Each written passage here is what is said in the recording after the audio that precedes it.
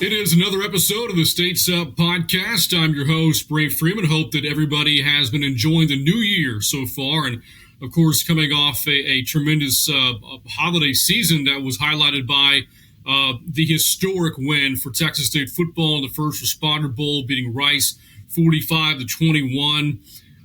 Anything about that game you want to talk about, was phenomenal. Certainly, you start with the turnout. More than 26,000 fans there. It shattered the previous bowl record at Gerald Ford Stadium in Dallas for the First Responder Bowl. It was more fans drawn to that stadium than at any home game this year for SMU. The way the Bobcats played, the 2 pick sixes from Brian Holloway, another big game for Ishmael Body. The scene after the game, the fans storming the field, during the trophy presentation. Just as perfect as a bowl experience you could ask for the program's first ever bowl appearance. And so, again, congratulations to G.J. Kinney and the entire football program on what they accomplished up there in Dallas. But kind of circling back here to the podcast, again, we visit with student-athletes at Texas State to try to tell their stories. And the one joining us today plays for the men's basketball program, Coleton Benson. Didn't make his debut until the 11th game of the year. But since then has been playing really well. In fact, in the conference opener against James Madison, led the team with 19 points off the bench, shot the three really well. It's going to be a strength that he brings to the table each time he takes the floor. So Coleton joins us now on the States Up podcast. Coleton, how are you? I'm good. Thank you for having me. Appreciate it. Appreciate you being here, Coleton. A little bit more about you. You're a sophomore here at Texas State, first season with the program, transferred in from Army. But you are from the Central Texas area, from Austin. You played at Austin Bowie. So I guess first things first, the homecoming for you to have gone to West Point, played at Army, to be back now with Texas, about 30 minutes or so outside of home for you. How does that feel? It feels great. Feels great. I got a lot of friends here. I already kind of knew the staff a little bit as well, coming out of high school. So, it's a good family feeling. And especially, I got my house 25, 30 minutes away from here, which doesn't help, which, helps a lot. So, I'm excited to be back home and be around people that I love and care about. So. One of the storylines for this team, this season and really even last year, is that it's never really quite been whole in terms of players being out, not available. That's still kind of the story for this team. Is we've yet to see Davion Sykes play this year. Drew Drennan, Tyrell Morgan's been out for a long time. Hopefully, trying to get some of those guys back in here pretty soon. But for you weren't able to play the first 10 games, so. What was it like for you to finally get on the floor and make your debut a few weeks ago? That feeling was great. Because at first, honestly, in my head, I kind of chalked the season up, and just my mindset, I had to change it to, in a way, a coaching mindset, because I couldn't be out there and help the guys play. And so, once Coach TJ broke the news to us that I was eligible, I had to completely change my mindset. Complete 180. So, but it was incredible just being able to get out there with my guys that I've been here with since June and grinding and trying to get better with every day. And so, it's exciting. I'm really excited about the opportunity. I feel really blessed, and I'm just ready to get this thing going. What have you gotten to learn about this program during your short time so far at Texas State? Yeah. One thing that really pops out is just the hard work that we put in. Every single day we're in here getting better, and we want to get better every single day. Building brick by brick is something that Coach TJ kind of preaches to us. And so, what that means is getting better every single day, and whatever that looks like. Just being here is great family environment as well. Everyone cares about each other here. We all want each other to be better. We all push each other. We all strive to be the best that we can be, best versions that we can be of ourselves. So that's definitely something that sticks out. You mentioned family. I want to talk a little bit about yours. Really unique in the fact that both of your parents, have coached basketball. Your mom is still a basketball coach. She is the head girls coach at Westlake, a tremendous, girls program, in the greater Austin area. Your dad, of course, was a very successful high school basketball coach as well, but is no longer doing it. So growing up with that, in the Benson household, with your two parents in coaching, coach the game of basketball. For you growing up as a player, what was that dynamic like? Really interesting. I mean, it's something that I don't take for granted. It's both my parents. They're real with me. If they don't sugarcoat things. If I go out and I don't play the way that they think I should be playing, they'll let me know. And so that's all I can ask for. Is transparency and realness. And that's what my parents give me, and they want what's best for me. They know what's best for me, and whether that's life or hoops. But on the hoop side of things, I've spent countless hours of time in the gym with my parents, especially my mom, just always in the gym. I mean, even over this little break that we just had, went home to Austin and got some work in Westlake. Just little stuff like that just means a lot, and being able to just spend that kind of time in the gym with my parents, not a lot of people get. So it's a unique relationship, and it's really exciting, and it's fun.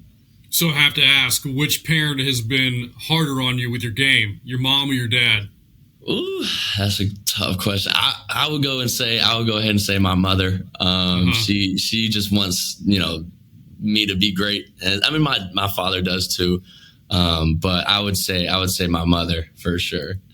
Your mom, Vicky, again, the head coach at Westlake, and there have been Westlake women's basketball players that have come through the Chaparral program to play at Texas State, most namely the Holly twins, Brooke and Bailey. Has your mom, what did she talk to you about with what she knew of Texas State when you were transferring out of Army and looking for a new place to play?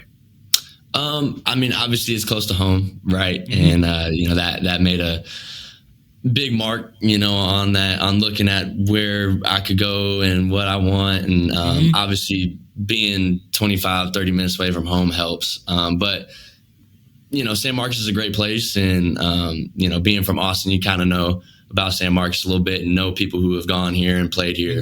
Like the Holly twins, you have a good relationship with them, that whole family.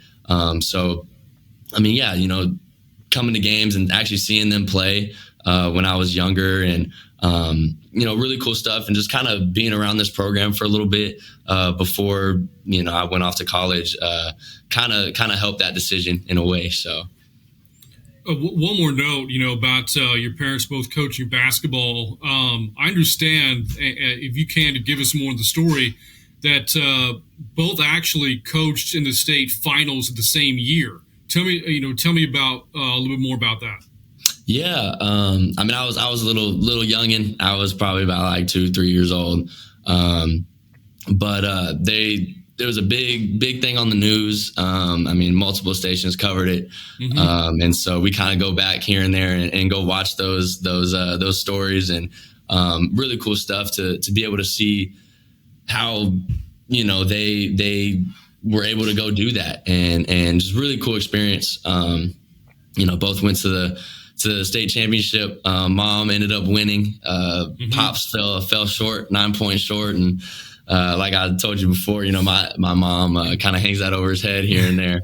But it's all fun and games, and it's really cool that I was able to grow up in that environment and grow up in a household of winners, and growing up just learning how to win and what it takes to win. Yeah, I mentioned your dad's no longer coaching basketball. So what is he doing now? Yeah, he got called into ministry. He is a pastor at Bannockburn Church in South Austin. Yeah. And you're not the only athlete too in the family. Your brother goes to Arkansas and has played lacrosse. Is that right? Yeah. He plays lacrosse. He's good at it. He played at Bowie in high school and had a good career there. And so he's up at Arkansas now. Yep. Did the two of you push each other, with your respective sports, him lacrosse, you basketball? Absolutely. And especially if one of us is slacking, and I'm not in the gym or he's not out in the field, I kind of, we both push each other like, hey, man, you got to get out there. Or, he'll tell me, hey, get in the gym. So it's a cool dynamic, So speaking of dynamics, again, you previously were playing at Army up in West Point, New York. And I've always had the utmost respect for, any student athlete from the service academies. The life of a student athlete is difficult already, between certainly, time in the classroom, time, film, practice, lifting weights, playing the games themselves, practice. Then you add on top of that, all of your military obligations as well. I cannot imagine what life is like as a student athlete in the service academies. You experienced that for a year. Tell me about that experience. What was it like as a student athlete balancing, life, basketball, school, the Army? What was that experience like for you?